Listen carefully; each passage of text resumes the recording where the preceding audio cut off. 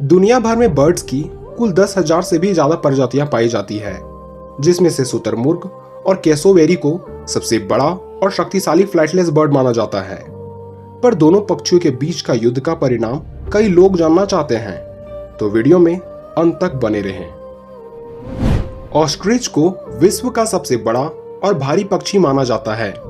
इस पक्षी की गर्दन काफी लंबी, पैरों का आकार भी बड़ा और ये गर्मी को बर्दाश्त कर कई दिनों तक बिना पानी के भी रह सकते हैं, इसलिए इसे कैमल बर्ड भी कहा जाता है। वहीं कैसोवेरी को विश्व का दूसरा सबसे बड़ा और खतरनाक बर्ड माना जाता है, जो रेटाइटस ग्रुप यानी फ्लाइटलेस डायनासोर के बर्ड के ग्रुप में आते हैं, और इसे ईमू का करीबी भी माना जाता है। एक शुतुरमुर्ग का वजन करीब 145 किलो तक, वहीं इसकी ऊंचाई 9 फीट तक होती है, जिस कारण इसका उड़ना असंभव हो जाता है। शुतुरमुर्ग के पैर काफी मजबूत होते हैं, साथ ही जहां दूसरे बर्ड के पैरों में 3 से 4 अंगुलियां पाई जाती है, वही शुतुरमुर्ग के पैरों में 2 मजबूत अंगुलियां पाई जाती हैं, जिस कारण ये काफी तेज लगभग 70 किलोमीटर प्रति घंटा की रफ्तार से भाग सकते हैं। वहीं इसके पैरों के नाखूनों की लंबाई करीब 4 इंच तक पाई जाती है, जिसके एक वार से ये दूसरे जीवों को बुरी तरीके से घायल कर सकते हैं। वहीं एक कैसोवेरी 6.5 फीट लंबे और 60 से 80 किलोग्राम वजन तक पाए जाते हैं, और इस बर्ड को भी फ्लाइटलेस बर्ड कहा जाता है।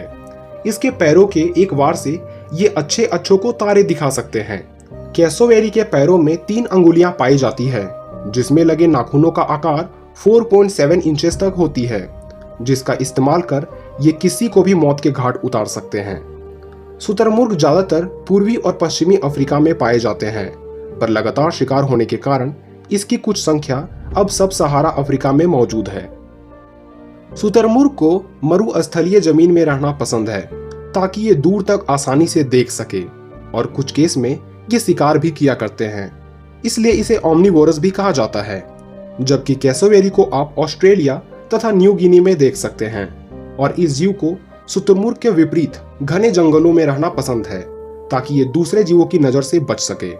साथ ही कैसोवेरी भी ओमनिवोरस होते हैं, यानी ये पौधों से लेकर दूसरे जीवों तक को खाया करते हैं।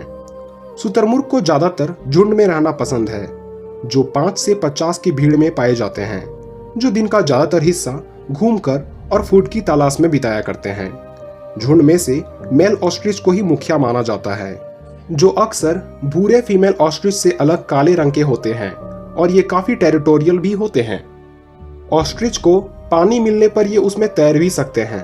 वही इसे थोड़ा बेवकूफ इसलिए भी कहा जाता है, क्योंकि अगर इसे खतरा महसूस होता है तो ये अपना सिर रेत के अंदर छिपा लेते हैं, या अपने शरीर को विकराल कर अपने ओपोनेंट को डराने की कोशिश करते हैं। वहीं कैसोवेरी भी काफी तेज रनर होते हैं, जो खतरा महसूस होने पर 50 किलोमीटर प्रति घंटे की रफ्तार से भी भाग सकते हैं। साथ ही इस पक्षी को भी तैरना आता है। कैसोवेरी भी काफी टेरिटोरियल होते हैं, जो जंगलों में अपनी दहाड़ से दूसरे जीवों को अपनी एरिया में आने से मना करते हैं।